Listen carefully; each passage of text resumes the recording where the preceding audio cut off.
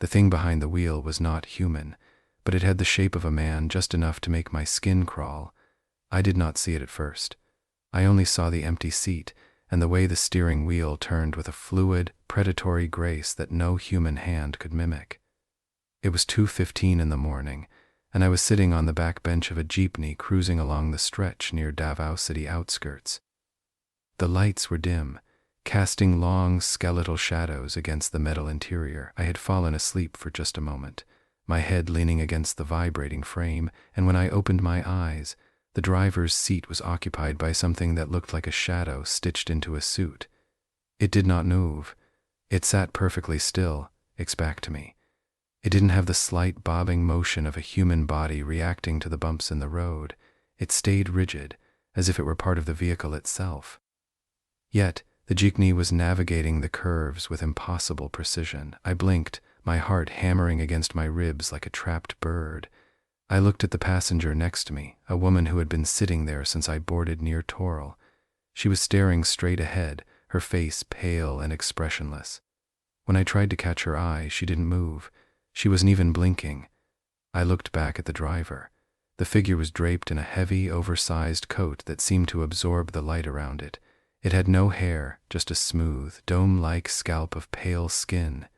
Its shoulders were broad and its posture was unnaturally straight. Most terrifying of all was the fact that it never turned around. Not once, not even when the jeepney took a sharp turn or shifted gears. It was as if the entity existed only in the direction of the road ahead. I wanted to speak. I wanted to ask her if she saw what I saw.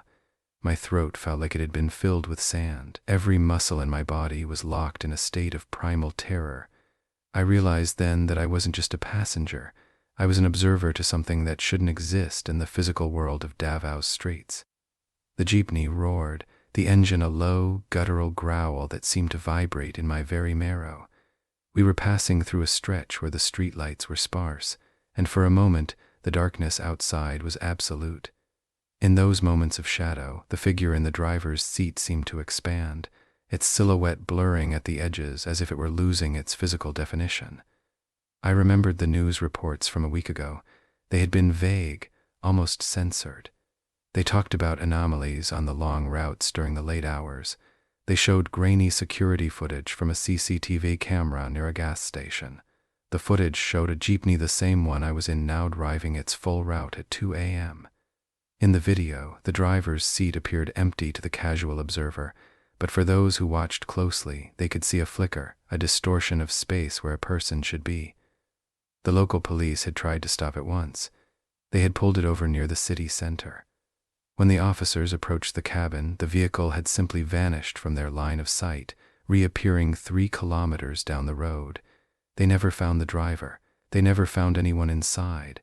I looked at my hands. They were shaking so violently I had to grip the metal rail of the seat.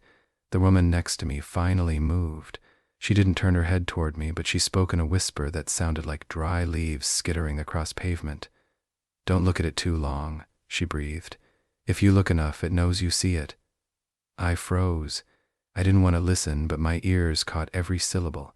The girl's voice wasn't just quiet, it was hollow. It sounded like it was coming from the bottom of a well. "Why is it driving?" I managed to choke out. My voice cracked, sounding alien in the silent cabin. She didn't answer. She just kept her eyes fixed on the back of that monstrous head. The jeepney hit a pothole, and for a fraction of a second, the figure moved. It didn't turn its head, but its hand, a long, spindly thing with too many knuckles, gripped the steering wheel tighter.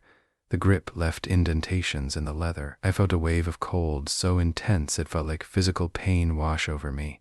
It wasn't just cold, it was a void of sensation. I looked out the side window. We were passing through a residential area where the houses were mostly abandoned, their gates rusted and hanging crooked. Every time we passed a house, I felt as though eyes were watching us from the darkened windows. Not human eyes. They were just points of light that blinked in a rhythmic, disturbing pattern. The jeepney didn't stop at the usual stops. It skipped the markets. It ignored the small sari stores. It was moving with a singular purpose, as if it were on a countdown. I tried to focus on my own breathing. In, out, just stay calm. but the sight of that thing was like a magnet for my attention. It was an affront to reality. A jeepney in Davao didn't just drive itself. There were no ghosts here. People didn't believe in those things in the way the old stories suggested. But this wasn't a ghost. A ghost is a memory of a person. This was something that had replaced a person, a parasite of motion and intent. The woman next to me started to hum. It was a low, monotonous drone, a melody that didn't have a beginning or any end. It seemed designed to drown out the sound of my own panicked breathing. "Are you going to get off?" she asked suddenly. I hadn't even realized I had moved my head toward her. Her voice was still flax, but there was a desperate edge to it now. "I don't know where we are going," I whispered. She turned her head then, just a fraction of an inch. Her eyes were bloodshot, the whites turned a sickly yellow. She looked at me with a mixture of pity and horror. "It doesn't go where we want to go," she said, "and goes where it needs to be." The jeepney suddenly swerved. It was a violent motion that sent us all sliding toward the right side of the cabin. I slammed my head against the metal frame. The driver didn't flinch.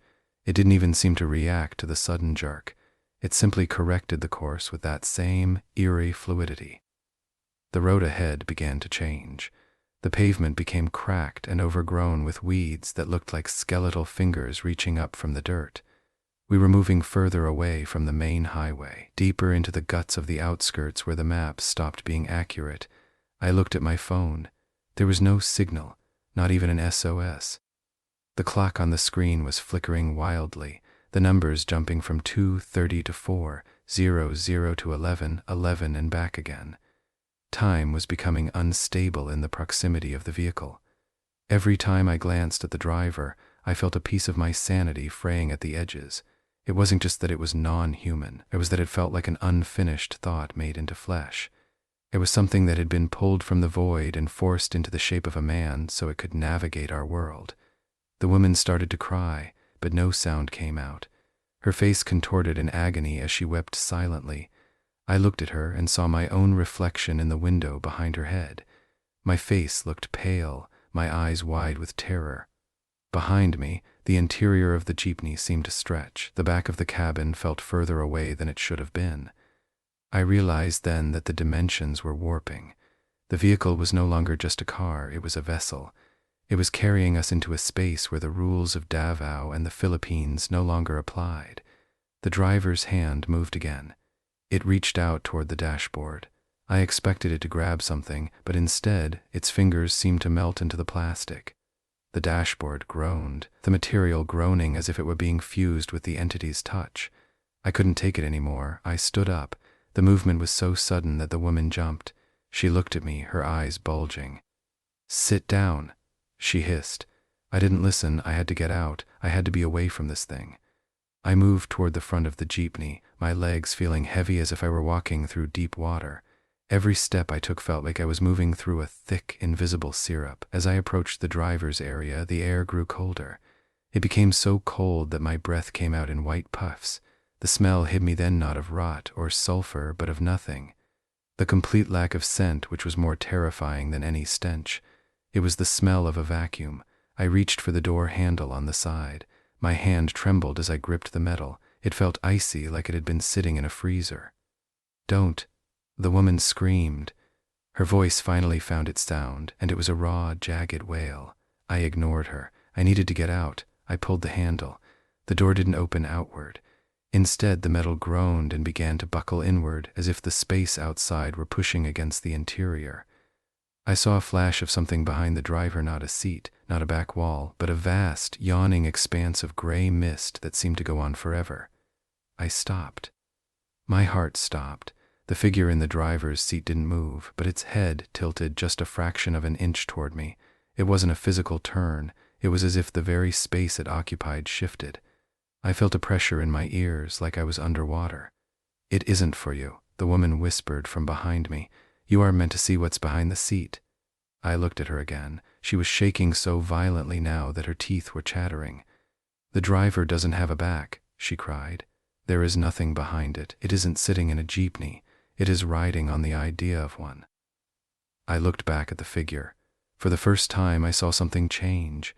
A thin, vertical slit opened where its mouth should have been. It didn't move its jaw. The skin simply parted.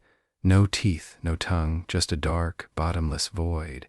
The sound that came out of it wasn't a voice. It was the sound of 1,000 radio stations playing at once, overlapping in a chaotic symphony of static and distorted human screams. It lasted only a second, but it felt like an hour. I fell to my knees, clutching my ears, the noise vibrating through my skull until I felt my nose begin to bleed. Then, as quickly as it started, it stopped. The jeepney lurched again. We were moving faster now, the engine screaming in a high-pitched whine that shouldn't have been possible for a diesel motor. The road ahead was no longer a road. It was a gray ribbon of asphalt that seemed to float above a void. I looked out the window and saw the lights of Davao City in the distance, but they weren't the city lights. They were glowing white spheres, perfectly round, hovering in the air like giant pearls. The geometry of the world was collapsing around us. "We have to get off," I gasped, my nose dripping blood onto my shirt. "We have not to stay on this thing." The woman didn't answer. She had slumped over against the side of the jeepney, her eyes rolled back in her head. She was unconscious, or perhaps she was simply no longer there in any way that mattered. I crawled toward the back and grabbed a heavy metal pipe that was used to prop up the frame of the vehicle. I didn't know why I did it. Perhaps I wanted a weapon, or perhaps I just wanted something solid to hold on to as my reality disintegrated. The driver's hand moved again, and this time it reached for the gear shift. The movement was so fast it was a blur. As it shifted, the interior of the jeepney began to moan. The metal panels started to warp and twist like melting wax. I saw the seams of the vehicle begin to bleed a thick black oil that didn't fall to the ground but hung in the air like ribbons of ink. I looked at the driver. The slit in its face was still open, or rather, it had widened. It was no longer a slit, it was a hole. I could see into it. I saw things moving inside, small, spindly shapes that flickered in and out of existence. They weren't insects. They were something else entirely, something that resembled limbs but lacked any recognizable anatomy. I realized then that the jeepney wasn't just a vehicle. It was a trap, or perhaps it was a lure. It moved through our world like a needle moving through fabric, and we were the threads caught in its path. The engine gave one final, earth-shaking roar. The vehicle began to vibrate so violently that my vision blurred.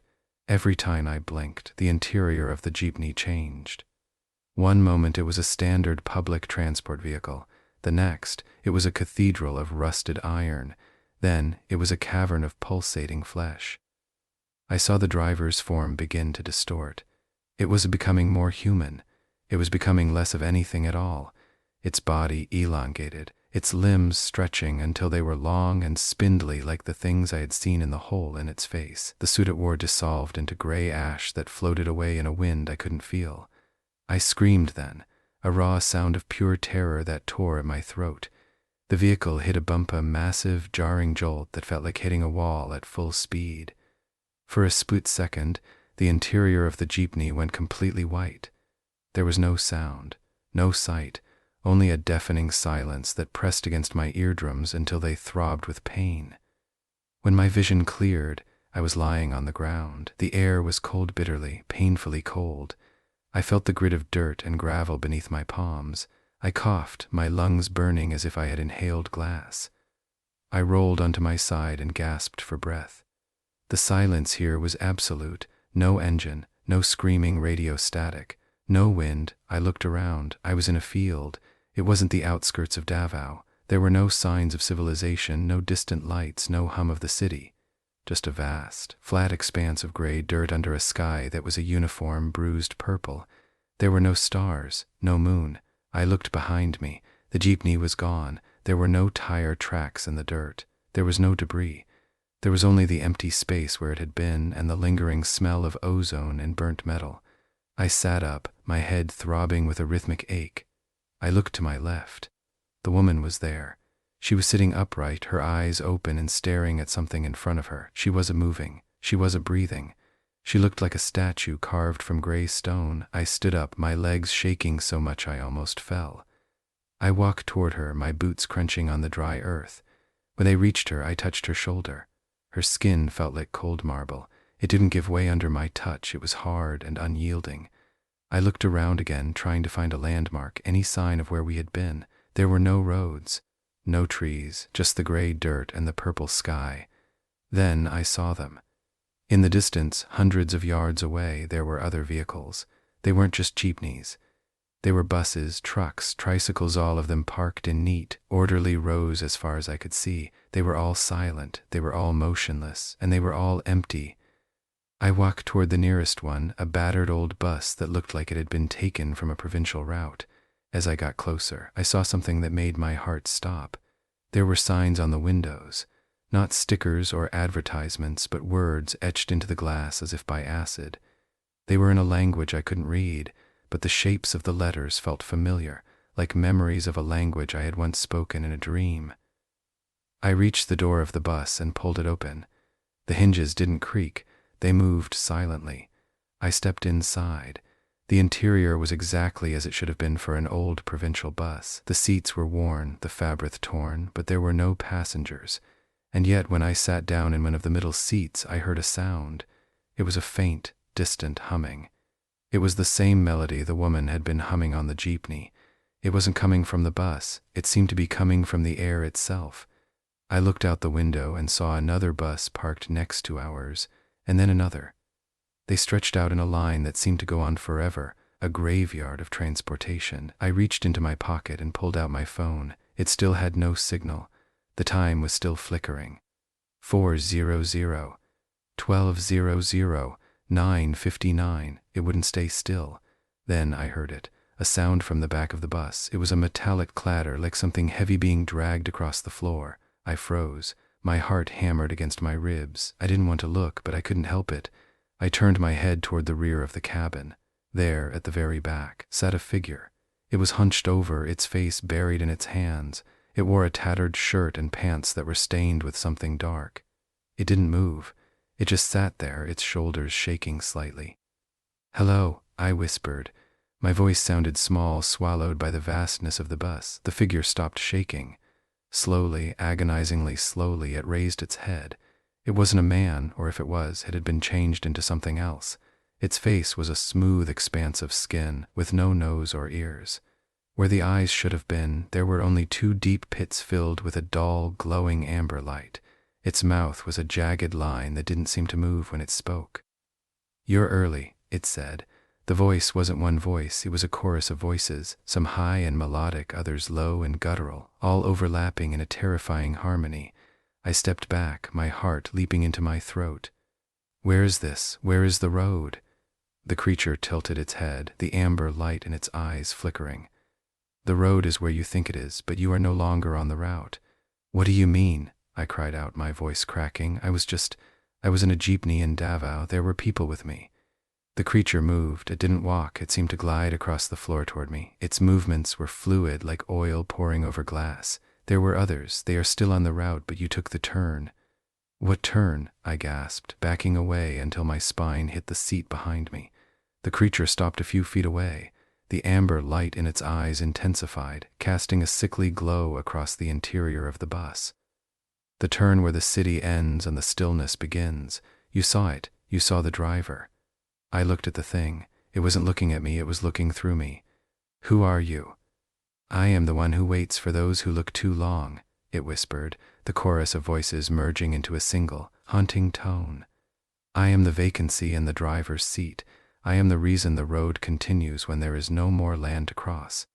It reached out a hand. It was long and pale, with fingers that seemed to have too many joints. It didn't touch me, but as it moved closer, I felt a sensation of profound displacement, as if my very atoms were being pulled in different directions. "You saw the driver," the creature repeated. "Now the driver sees you." The ground beneath the bus groaned. The walls began to vibrate with a low-frequency hum that made my teeth ache.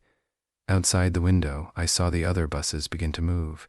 They didn't roll forward. They shifted laterally, sliding along the invisible tracks of some unseen geometry. "Why are you doing this?" I screamed. The creature didn't answer.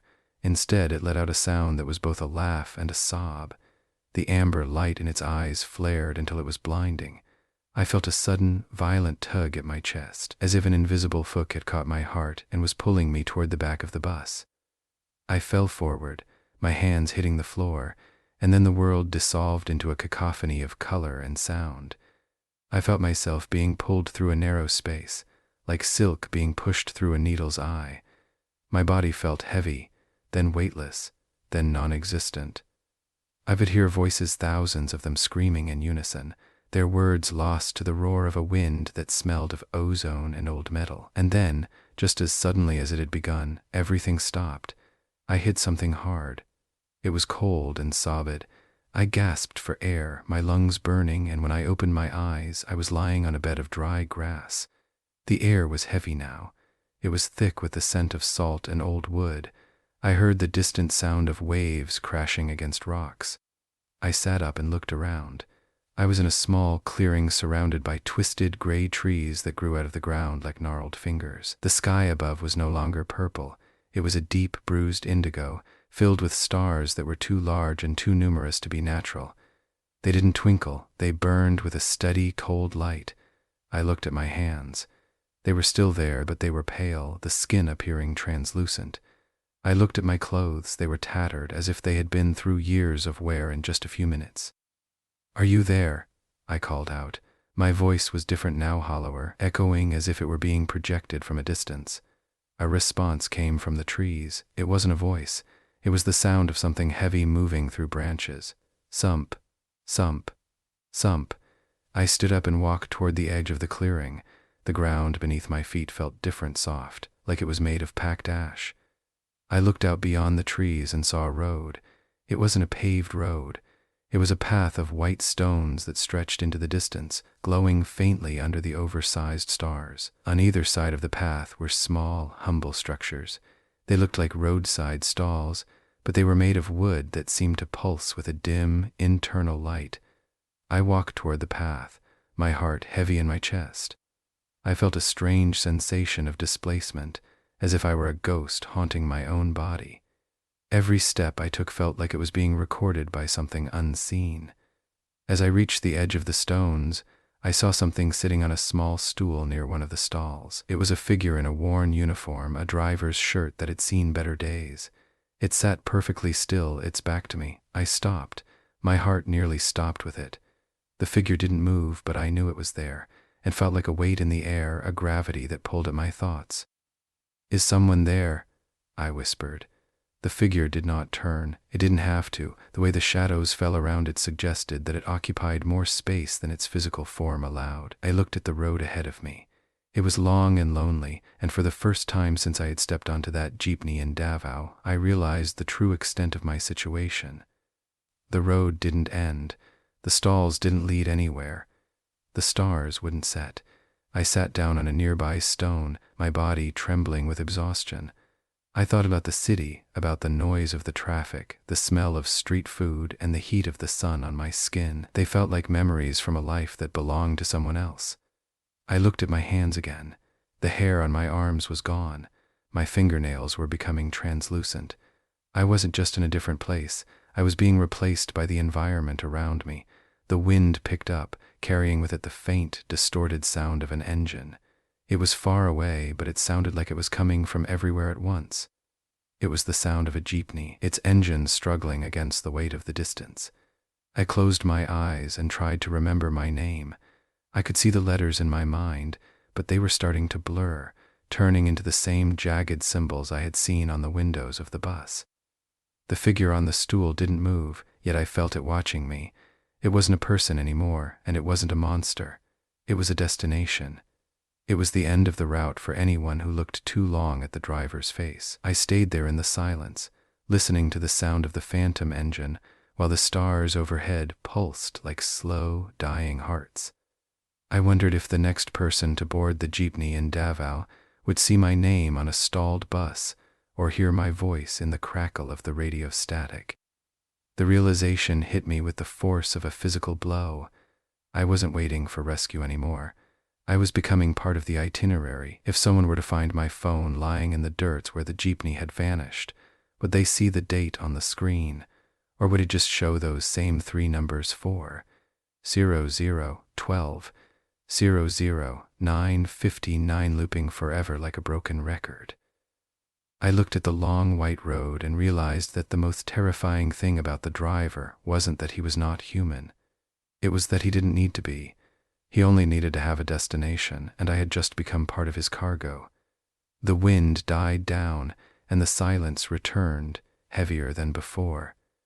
I looked at my hands one last time before the skin began to turn the color of stone. If someone were to look for me now, would they find a body, or just an empty seat that felt like it had been occupied by something that was never really there?